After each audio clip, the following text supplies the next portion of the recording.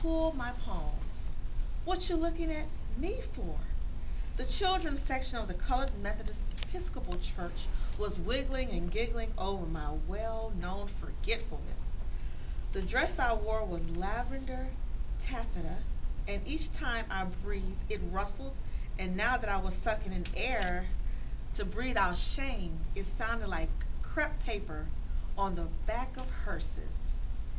As I watched Mama put ruffles on the hem and cute little tucks around the waist, I knew that once I put it on, I looked like a movie star.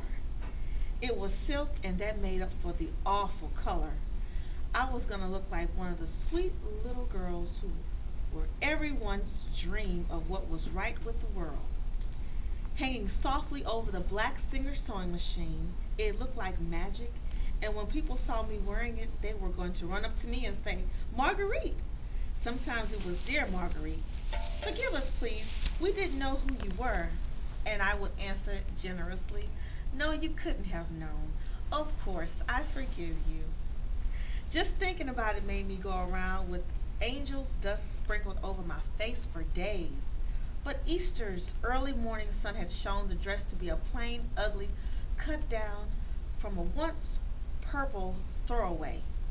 It was old lady long, too, but it didn't hide my skinny legs, which had been greased with Blue Seal Vaseline and powdered with the Arkansas red clay.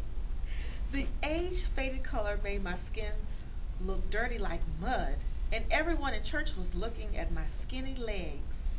Wouldn't they be surprised when one day I woke out of my black, ugly dream and my real hair, which was long and blonde, would take the place of the kinky mask that Mama would let me straighten? My light blue eyes were going to hypnotize them. After all the things they said about my daddy must have been a Chinaman.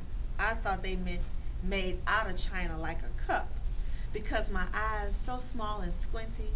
Then they would understand why I never picked up a southern accent or spoke the common slang, and why I had to be forced to eat pig's tails and snouts, because I was really white and because a cruel fairy stepmother who was understandably jealous of my beauty had turned me into a too big Negro girl with nappy black hair, broad feet, and a space between her teeth that would hold a #2 pencil. "What you looking?" The minister's wife leaned toward me, her long yellow face full of sorry. She whispered, "I just came to tell you it's Easter Day." I repeated, jamming the words together, "I just come to tell you it's Easter Day," as low as possible. The giggles hung in the air like melting clouds that were waiting to rain on me. I had to go to the toilet and tiptoe toward the rear of the church. Dimly, somewhere over my head, I heard ladies saying, "Lord bless the child and praise God." My head was up and my eyes were open, but I didn't see anything. Halfway down the aisle, the church exploded with, "Were you there when they crucified my Lord?" And I tripped over a foot stuck out from the children's pew. I stumbled and started to say something, or maybe to scream, but a green persimmon, or it could have been a lemon, caught me between the legs and squeezed. I tasted the sour on my tongue and felt it in the back of my mouth. Then before I reached the door, the sting was burning down my legs and into my Sunday socks. I tried to squeeze it back to keep it from speeding, but when I reached the church porch, I knew I had to let it go, or it would probably run right back up to my head and